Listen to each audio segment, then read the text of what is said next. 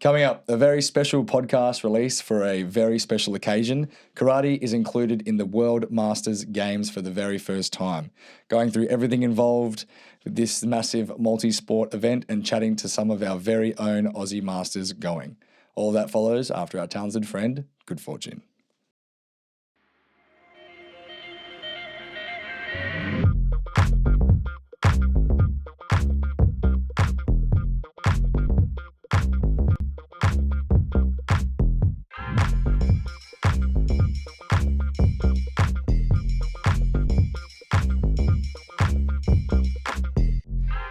Welcome back to the Kaizen Culture Pod, where we are keeping the conversation moving within Australian karate. My name is Mitchell Durham, here as always with Nathan Blockley.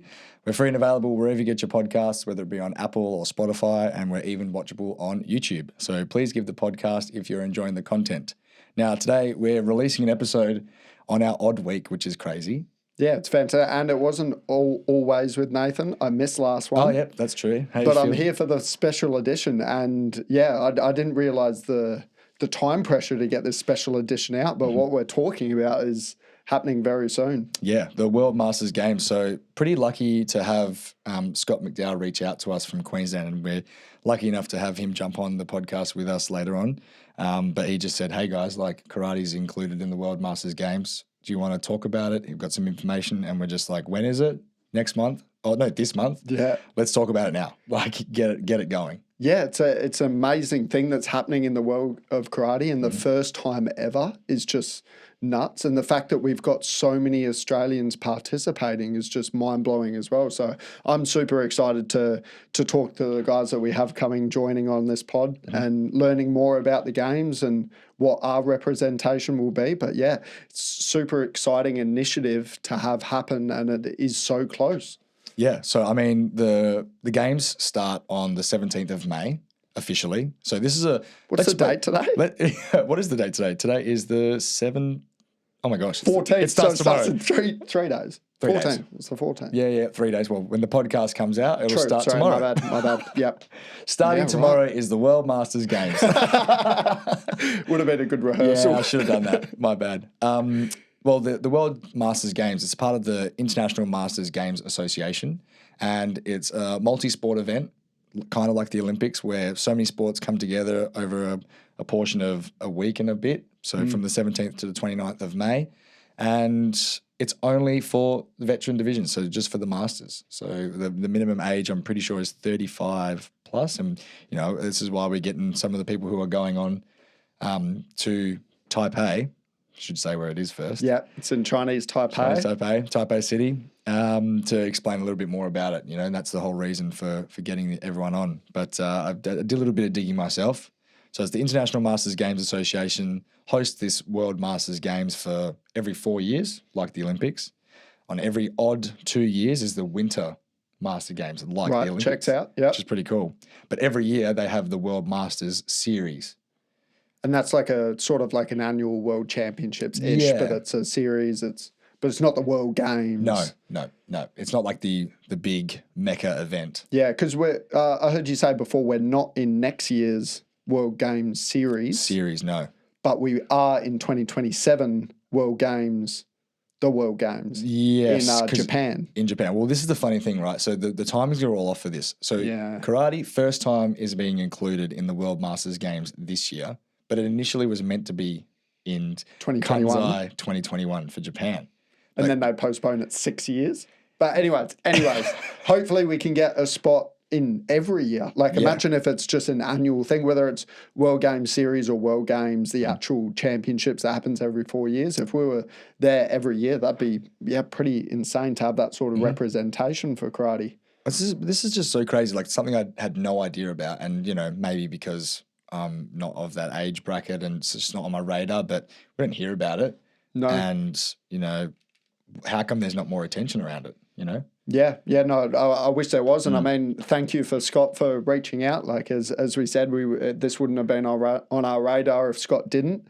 And I suppose that just reinforces the fact to reach out to us if you want us to discuss anything, because there are opportunities that we miss and that aren't quite on our radar, but are super valuable to discuss and for the Australian karate community here. So thank you again, Scott, and we'll definitely hear from you later. There's quite a few facts that I want to bring up. Yep. Actually, you brought these up. We were searching through them today. Yeah, I'm the stats man. Yeah, you're the stats man. But there's some notable events from the World Games in the past. 1994, it was in Brisbane. Yeah. Which is pretty cool. Cool. And then in Melbourne, 2002, Sydney, 2009. Wow. And then the last World Masters Games was in Auckland, 2017, across the Tasman. The Tasman. Yep. And the next World Masters Games is in Perth, 2029. Right. So, Jeez, yeah, so World there's a Masters lot. Games, they love Australia. Yeah, they love Australia. They love a bit of Oceania and Auckland. So that's cool to see. And then there's a lot of participants as well. I think we read a stat that Auckland 2017 is 27,000 participants. Wow. That's a lot of competitors. Yeah. If you think like Australian Open or Nationals, there's like 650 maybe. That's a good year. 27,000. Yeah. That's a lot. Just a little bit more. I don't think we could hold it at the Whitlam Centre. No. Well, it doesn't have a swimming. Oh wait, it does. It does have a swimming pool. Gross swimming pool. We could do 5,000 Aussies from that one. Yep. Which is pretty cool across all the sports. And the sprinter. The sprinter from India. Yes. What's her name? Mankaur.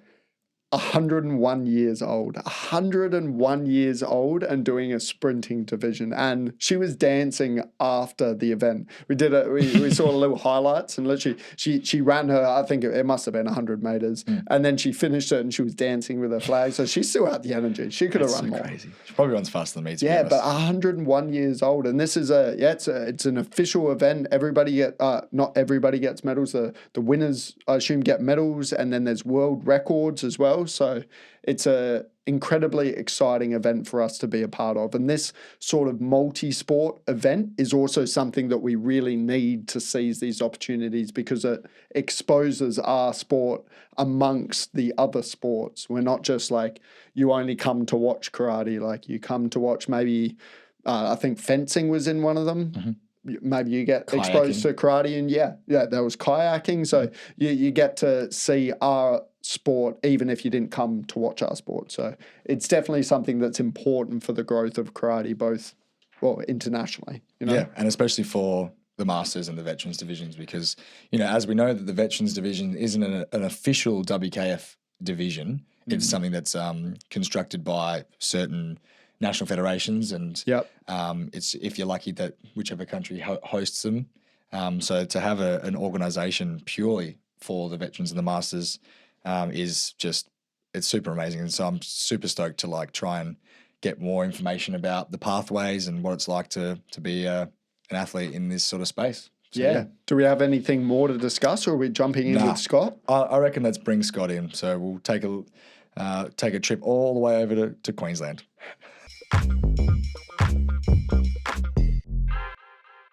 How are you, Scott? Yeah. Yeah, well, thank you. Thanks for the attention and thanks for having me on. It's much appreciated. I know it's a bit weird because we already introduced ourselves before when we were on the chat, but just for the people back home, tell us a little bit about yourself. I don't want to jump into the questions, but tell us a bit about yourself. I'm going across to World Masters with a number of other Australians this month in May. We've got, there's competition for both Kata and Kumite. I think we have representation for Australia in both. Most of us have done a tournament up to national and maybe beyond, up to continental level for at least 35s, some in the seniors as well. Really excited to be going away in just a few days. I know, you reached out to us with an email. So, what made you just sort of let's get the word out there? Was there a driving force to give some love to the veterans community, or just I know you're going, but was there any other reason to put yourselves on the map, basically? It's amazing you've got us on for a full episode. I thought you might just do a section on one for your podcast there. So we'll just to get very much for everyone's going for a bit of a shout out, but also I think you mentioned it. 2029 Perth will host World Masters. Letting everyone know because coming into that and there's plenty of time to train and start to get up to speed in that if you want to compete. And just allows us to grow the divisions in karate within Australia. Yeah, imagine if we had this every year, we could have cadet junior under 21 worlds. Then we could have like senior worlds and we could have world masters games. That would be insane. Yeah. So how did something this for everyone? Yeah, something for everyone. Yeah. How did this come about? Because like, you know, did you sort of just research what events there are out there for the veterans divisions, or did you know about the Masters Games Association before this, or? So for myself, I knew it was going to be included after the Olympics in 2020. It would go into the next Masters Games, which I think was meant to be 2021. And then, of course, that didn't. I think one got called off because we had the pandemic or COVID at the time worldwide, and it got pushed along from there. I hadn't really kept track of it, to be honest. And I competed again at 2022 in Noumea. We did Oceania Cup, and I thought that I didn't know if I'd go on competing. That would have been the second Oceania Cup I did. And I think I was getting on the bus to go to the tournament. It was the day before I fought. I don't think I was fighting that day. And one of the other competitors said to me, "Oh no, they've put it in the 2025 Masters Games." And when I came home, I looked it up, and lo and behold, they were holding karate is going to be in the Masters for the first time. Far out. That's a pretty good experience, or coincidence Yeah, it that was happened. crazy. You know, sometimes I think we just had Dylan on the podcast last week, and he just said, a chat in a tournament led him to research the next event. So it's amazing what chats at tournaments can result to. So that's wicked. Yeah, stars align and everything lines up, and yeah, you're off to Chinese Taipei pretty soon. You're not wrong there. It's just I suppose everyone's really connected in today's world. So if you don't know yourself, usually someone you know knows. So someone's always out there looking stuff up. So yeah, you can find out a real lot being out and within the community. For sure. So what's most exciting you about the games itself, like traveling with this team? Because everyone, I'm not quite sure, but the selection process for this, it's just open, right? It's an open participation and nomination process. So with the games, being able to represent the game is going to be really amazing for the all the athletes over 35s, 45s, 55s, and I think it's up to 65 plus of the divisions. It's a really huge thing for us in divisions, I think, because the first time we had a path beyond Oceania Cup, which would be sort of the continental level for the above 35 divisions. So it's a true defined pathway up from the state, national, continental, and our world level event. So it's super exciting on the mat just to be a part of that, and especially since it's the first time. So in terms of aligning with, because I tried to reach out to Karate Australia to find out a little bit more about this, or just do a little bit of research. But is there any connection there with Karate Australia? Is there a qualification process? How did you come about to put your name into the games? I think it's classed as what they call non-qualification. I don't think we didn't have to go through a process or be selected.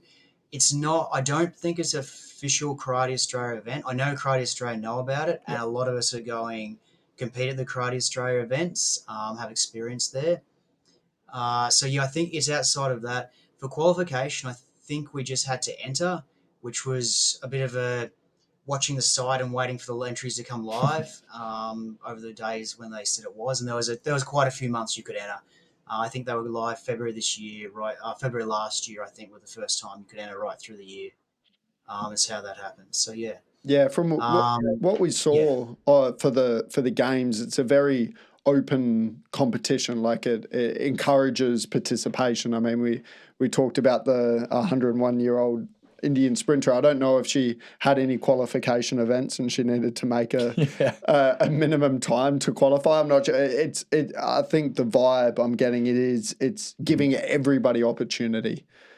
So do you know if there's a limit to how many people can be in each event? You said for karate, is there kata, just one kata event and one kumite event for plus 35, plus 45 age groups, or?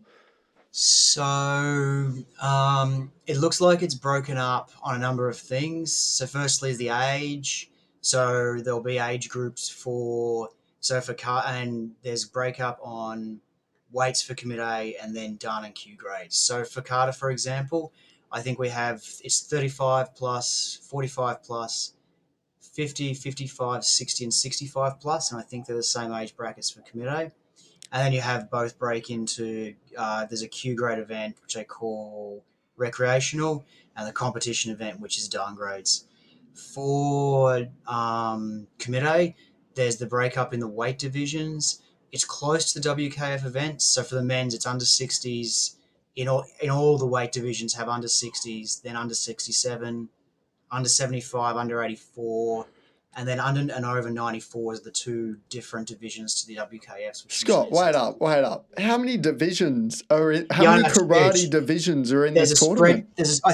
I think in total I count something like 21 divisions. There's a spreadsheet you can see on the Masters site that lists it. I think it's close to 21 divisions or something. It's a massive amount of divisions and breakup when you get through recreational AQ and competition, which is done, each of the age brackets and the weight divisions for Comité.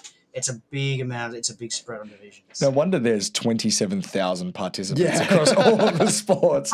That is wild. That's awesome. And I Yeah. mean, that really perfectly sums up what their motto is, IMGA Vision, Sport for Life Without Limits. So, just encouraging participation and giving it a crack no matter what level or age you are. And I think that's fantastic. Scott, we'll just quickly go into some things about yourself. So you're from Seikukan Karate in Queensland. That's correct, yeah? Where I train, yep. Yep. And so the division you'll be competing is 35 to 44, minus 84 kilograms. And That's right. yep.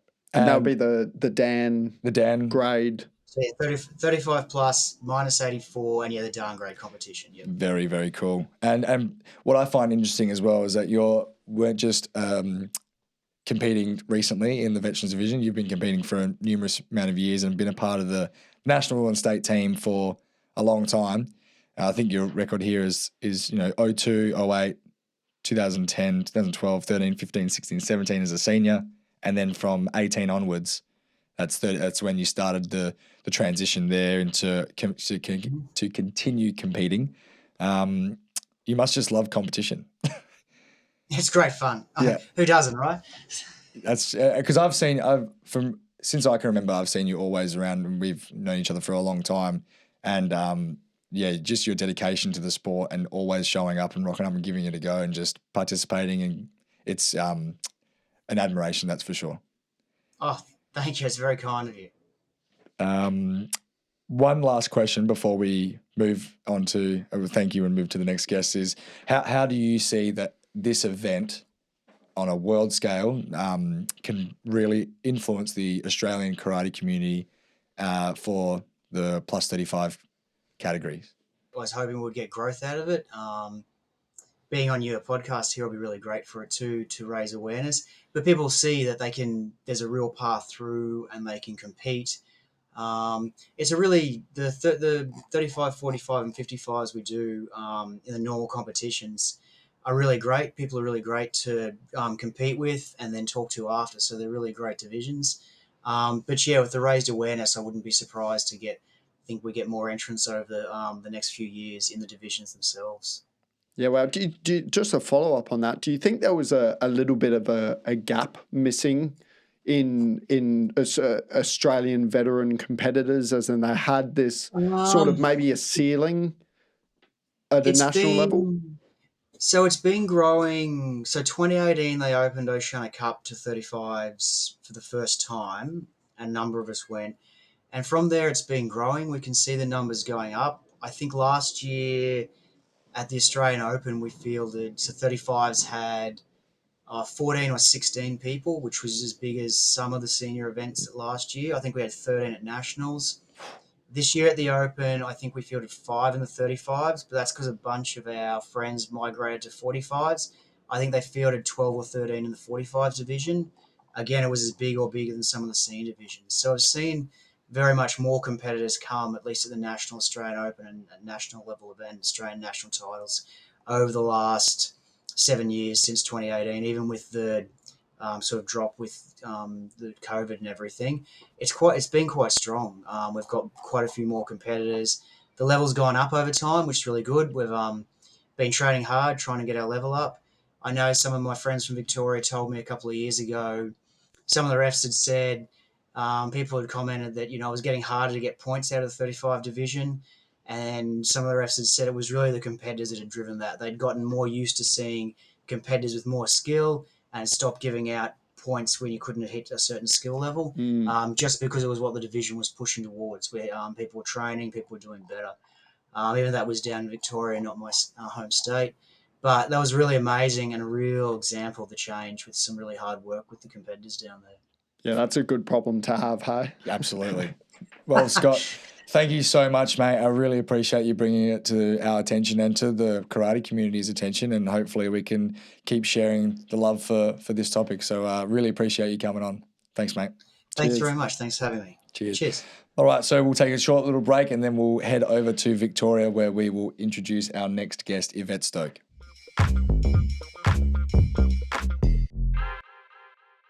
All right, we are now crossing over to Victoria where we have Yvette Stolk on the line from Australian Shukakai and Goju-Ryu, Brunswick. Thanks for coming on today, Yvette, and having a chat to us about the World Masters Games. How are you feeling? Yeah, good. Really pumped, really excited to go. Wicked. So this is not your first rodeo in terms of international competitions. You've been a part of the state and national team for quite some time now. So state team from 2020 onwards, and the national team from 2023. So you've been around, you're traveling, you went to the Commonwealth Championships last year, right? Yeah, in Durban. We're hoping that the quality of event is going to be slightly better for this international tournament. I heard the officiating wasn't quite as good as it could have been in Durban, but hopefully it'll be better for this World Masters Games. It'll be interesting to see what referees and stuff and officials will be at this tournament, but I suppose it doesn't make a difference to you. You just go out there and do your best, don't you? That's exactly it. Yeah, we're just going for like clean techniques, and a score's a score, so that's what we're aiming for. But like, fingers crossed, it's shaping up to be a really good event. I've had a sneak peek through some of the names, and there's a few people that, like, there was one world champion in plus 68, a WKF world champion who's hit the plus 40 age group. So unfortunately, I'm not fighting her, but it should be really good. Wait, so you have the draws out or the competitors list and everything like that? No, there was a Facebook group, so everyone joined. So you were able to have a little bit of a sticky beak of see who's there and whatnot. So yeah, I did a bit of recon, and yeah, there is a world champion there. Who is that? Can you name drop for us? Yeah, it's Greta Vitalia. I don't know if I pronounced it correctly, but she was world champ for plus 68 in 2014. That's amazing. That's so cool. I didn't expect that. That's quite recently. Yeah, like 2014 world champion, and then like doing the Masters Games. That's insane. So how are you preparing for this event? You know, the difference between the level you've been competing at and sort of the exposure that you've had has surely prepared you pretty well for something like this. You've been competing for quite a while now. Yeah. Well, we've just been training hard. So I've got Sensei Enyo, and he's been, if you know him, like super passionate, pushing me to go hard, which is good. And Sensei Morgan, who's just unbelievable, and the team at Goju, and everyone's been really helpful. Like, people are staying back, trying to help and make things better and smoother and quicker and more stable. And I feel really supported. I've got a great team of people around me, and I feel ready. I feel strong. I feel fit. I feel good.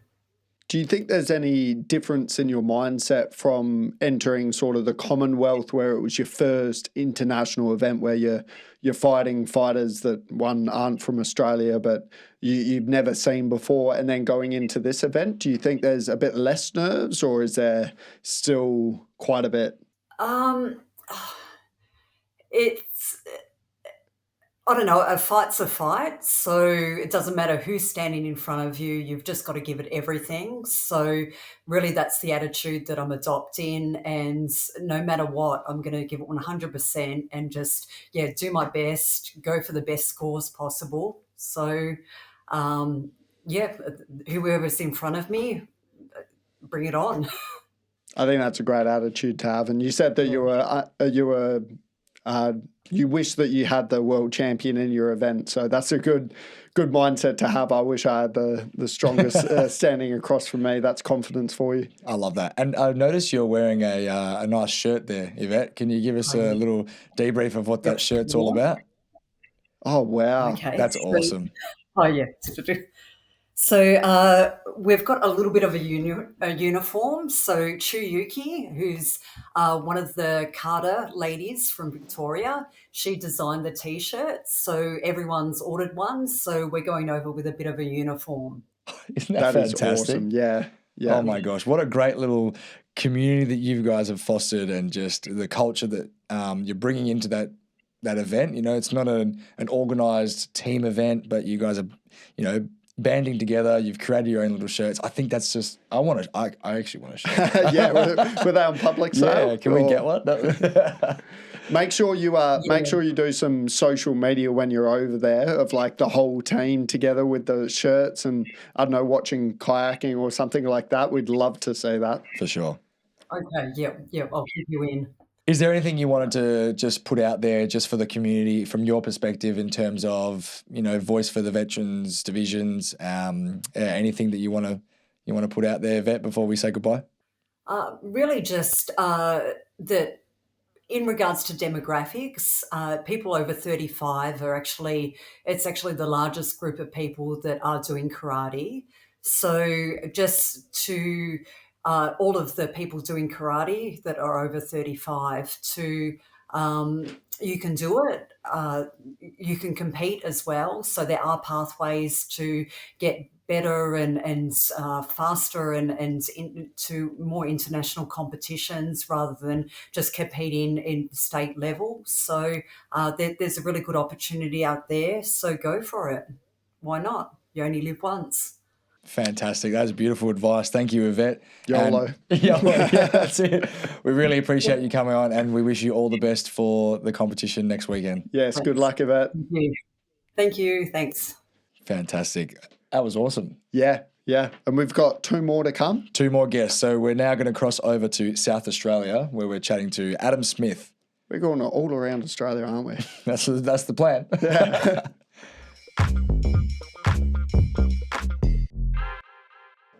Okay, so we're crossing over to South Australia now, where we have Adam Smith from Shingukan and Rakido Karate. How are we going today, Adam? Yeah, not too bad. Yourself? Yeah, good, thank you. So we've got another one from the 35 plus minus 84 kilogram category. Are you going to be facing Scott in the pool stages? Are you going to be coming up against him, or hopefully another countries on the cards? Hopefully it's in the finals. That's my hope. I like that answer. Yeah, it's not somebody you want to verse first round. Like, obviously, it doesn't matter who's in front of you, and you're both going to do your best. But yeah, you don't really want to meet in the first round and then one of the Australians is already out. So fingers crossed for that. We'll just get a little bit of a background from you, Adam, and just tell us a little bit about yourself, your competition history, and what made you enter into the 35 plus category, and just tell us about your karate journey. Yeah. Well, I started karate 2016, so I was 31 when I started, and I probably did my first local comp 2018, and then from there I sporadically competed, and it wasn't until 2022 where I took it a bit more seriously and I did my first veterans competition in Victoria. So, and then from there, I had a bit of a break because of COVID. And then, the next comp I did was the Australian Open in 2023. Yeah, right. Far out. That's awesome. So when you all of a sudden just out of nowhere just wanted to start karate in a couple of years ago when you were 31, did it just pop into your brain, that's it, I want to jump into karate and give it a crack? Or did you sort of have any roots already based in karate?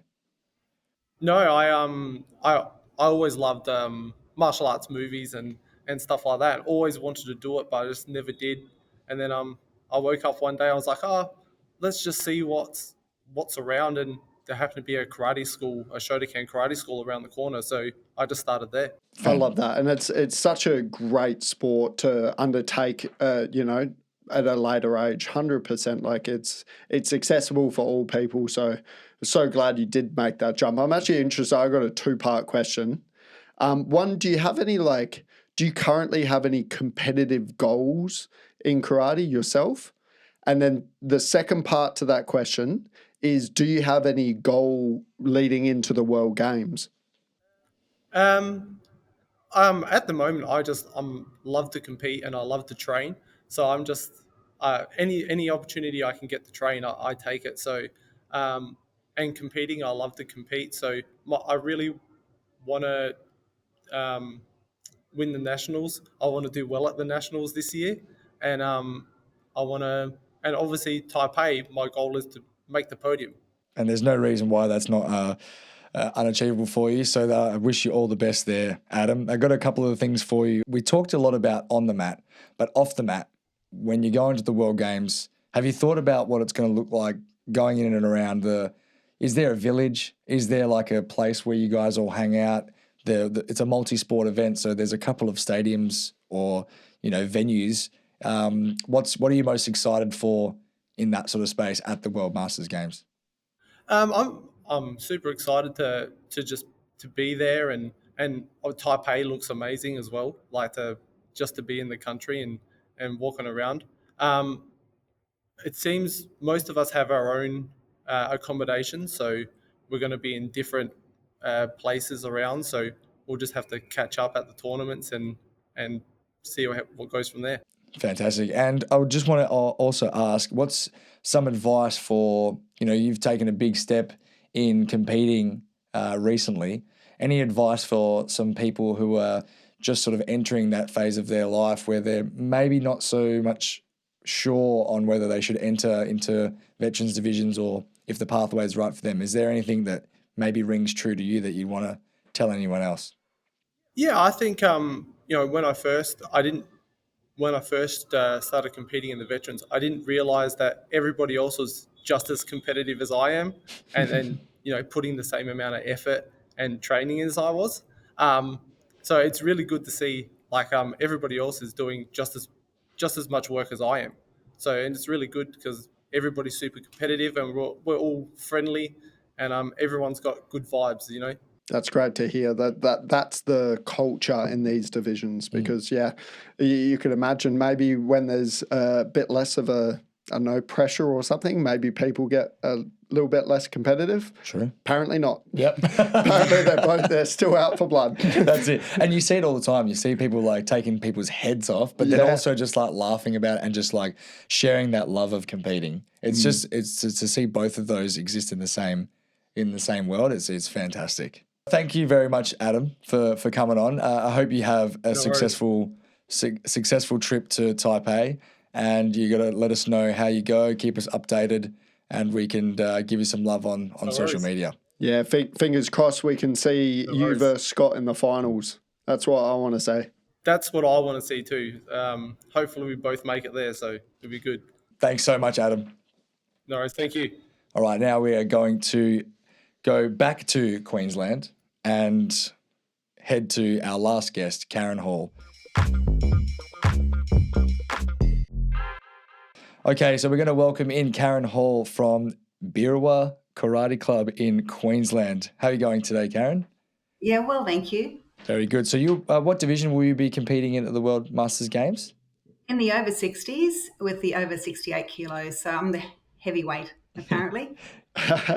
What I'm really fascinated about is this thing here. You competed part of the state team since 1989 all the way to 2002, the national team 1995 to 2001, but then you had a 20-year break. Yes. So I had to go out with dignity. I was 36 years old. Right. And I was at the Women's International in Japan, and I think I was the second oldest competitor. Right. And I thought, well, there must be a time when I cut off and go out without getting any injuries. And so, I retired and I felt good about it, even though I still loved competing. And then after I had that, during that break, I picked up another sport and represented there. But karate was always my first love. And in 2023, one of my dear friends who is a referee as well as her own karate school said, they've got an over 55s now. And I said, really? She said, you should go in it. And I thought, yeah, okay, I'll give it a go, see if I can still kick and punch. And I can. So I'm very happy about that.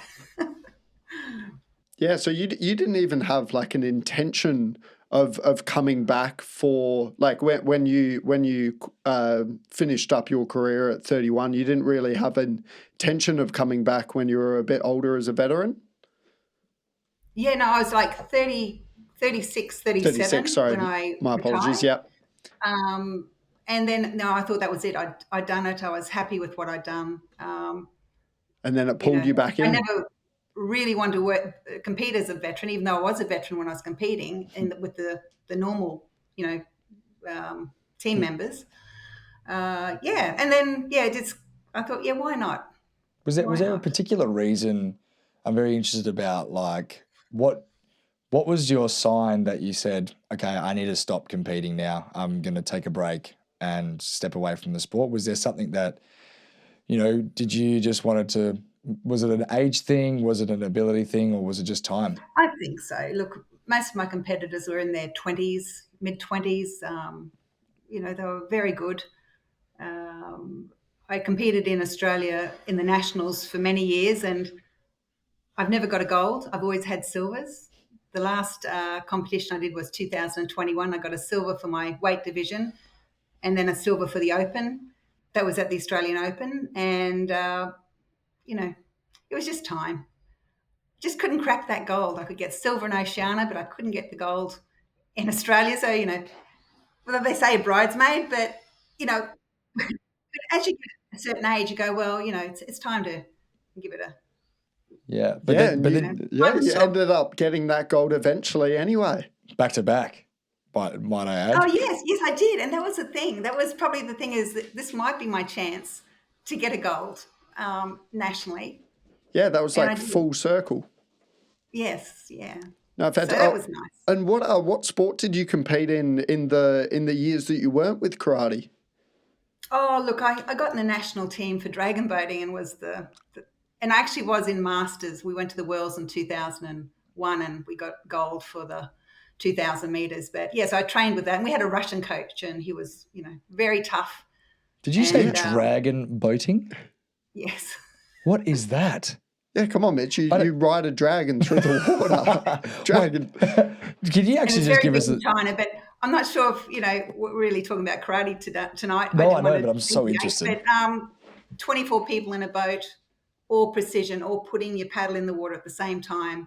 And it certainly makes the boat go faster. No, amazing. And then you said that, were you at the World Masters Games in 2001? Was that Sydney, was it? I went to the Worlds in 2011.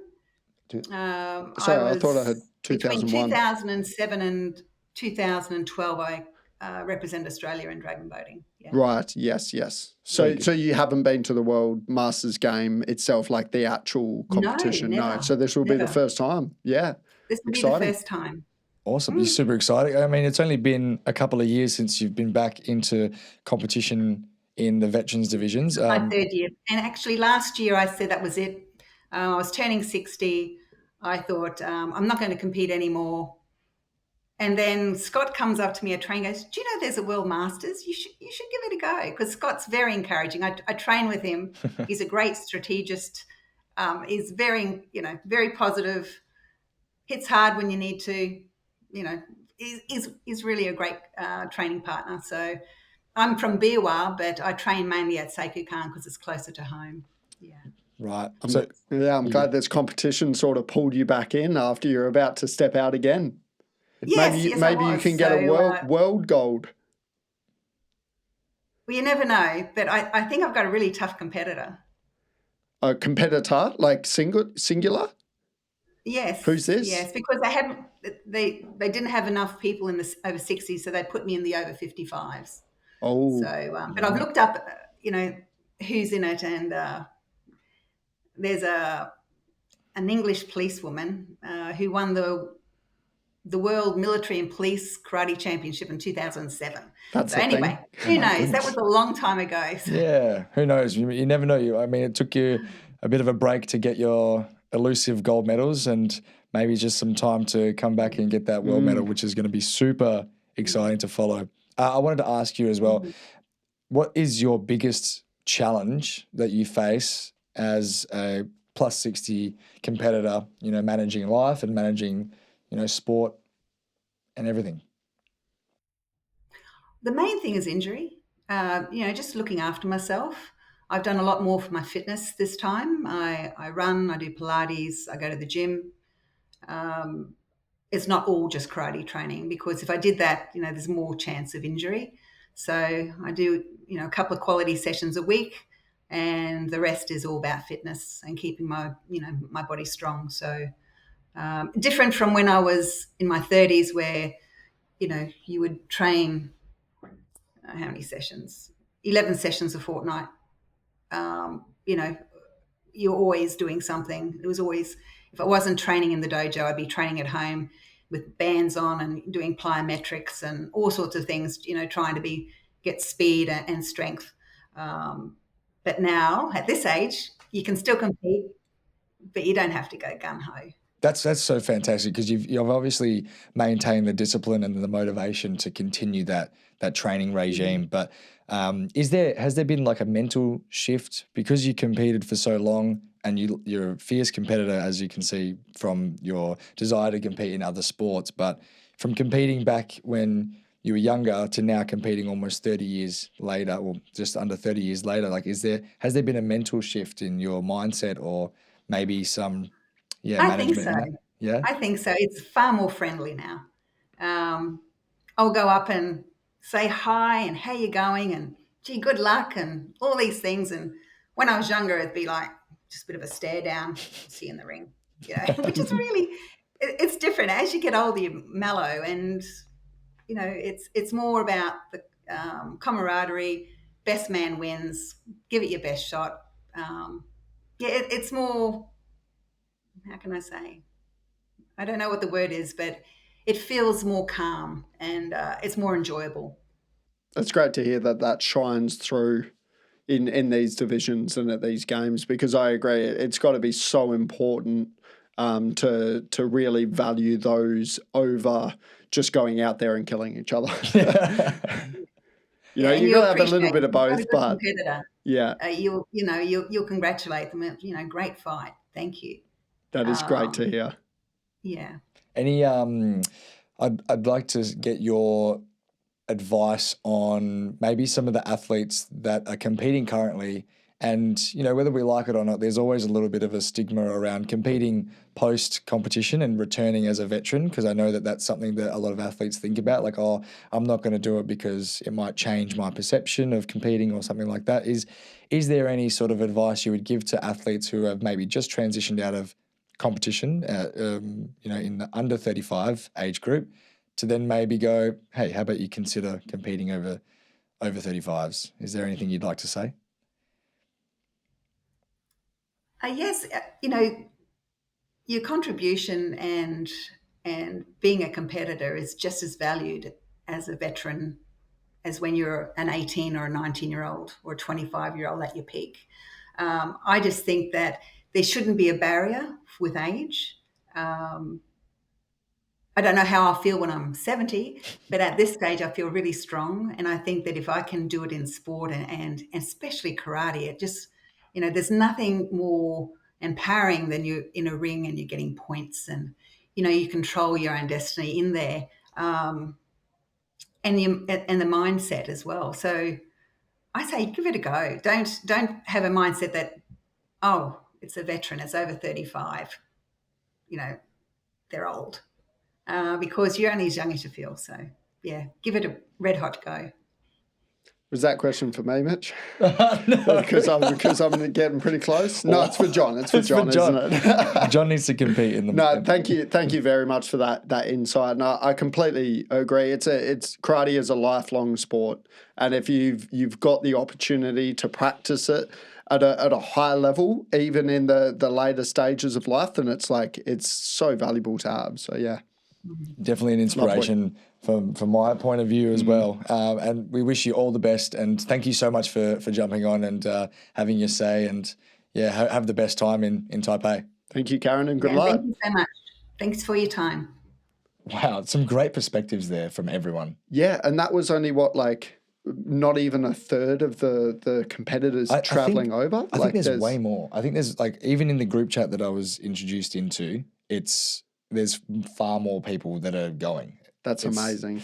I just think, I was so grateful to have everyone on and having their bits and pieces to say and just their perspectives is fantastic. Yeah, and I hope this World Games really brings highlight to these divisions and it translates to Oz Open and to Nationals, because that'd be fantastic to see the numbers grow. And if we could, do this more regularly and have it every year, God, sky's the limit in what these divisions can become.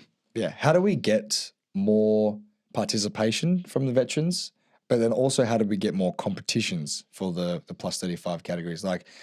Maybe there's a potential for, because it's not an official division for WKF, so it makes it a bit hard for the alignment for Karate Australia. But maybe you can just explore other events overseas. Who knows? We have to figure that out.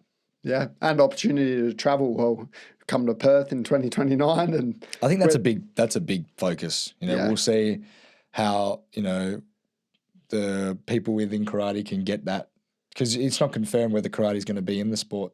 In the multi-sport event, so we'll have to get them on. Yeah, 100%. Yeah, no, that was amazing to talk to our guests that we had on today. So I can't wait to watch it. Do we have information on where to watch it? I was struggling to find a lot of stuff on the watching, like live streaming and everything like that. So I guess we'll have to just keep touching base with Scott. Yeah, we'll do something on social media as well when we can find where it gets released, but it's got to be released somewhere. If it's not on TV, it's got to be on YouTube, you would have thought. Has to be. Yeah. Anyway, well, thank you so much to Scott McDowell, Yvette Stolk, Adam Smith and Karen Hall for jumping on today, and we wish everyone that's going to the World Masters Games all the best, and all of Australia is behind you. Yeah. Thank you very much. Okay, thank you very much for this special episode of the Kaizen Culture Pod. We are keeping the conversation moving, and doing a back-to-back episode is fun, and we hope you enjoy it. Not too much content for you to consume, but as always, let us know your thoughts and opinions. If we can get more topics talked about, that's the goal. So, as always, send us all your feedback, kaizenculture.info@gmail.com, or just send us a message on our socials. See you next week. Wow.